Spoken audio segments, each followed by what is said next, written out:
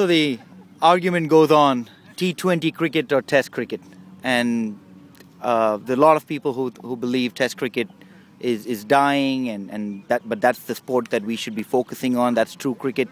Jason, what do you think? I don't necessarily agree with the statement that Test cricket is what we should be focusing on. I think there's definitely a place for 2020 cricket, and it should happen regardless. But I feel we certainly shouldn't forget about Test cricket. I think that a true player is character is really brought out in Test cricket. The 5-day game is pretty much where cricket started, and it's the true game of cricket. 2020 there certainly is a place for it, but I feel that Test cricket is where people are really tested to their limits over time, and fitness and their mental strength and their character is all tested in Test cricket, and there is no better way to do that.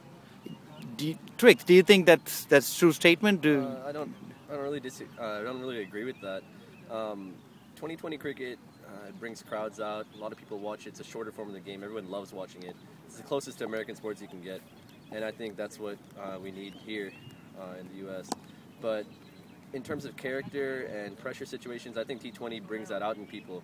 I mean, almost every game goes down to the wire, and it goes down to the last ball, and that's where a true batsman shows his character under a pressure situation.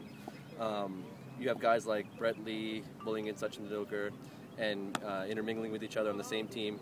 You won't see that in Test cricket, and it shows how they bring each other out in a shorter form of the game. So Jason, what Trix is saying is that you get all of that attributes that you talked about for Test cricket. You can get that in T20 too. I would, whilst it's a good statement, I think that the 2020 cricket is over really quickly. It's try and hit every ball for 6, and there is no. I disagree. I don't think there is any character building or mental strength. It's go out and hit every ball for out of the park, and it's over in 3 hours. And I don't want 3 hours of cricket. I want 5 days of cricket. Thank you. That's what we think. What do you think?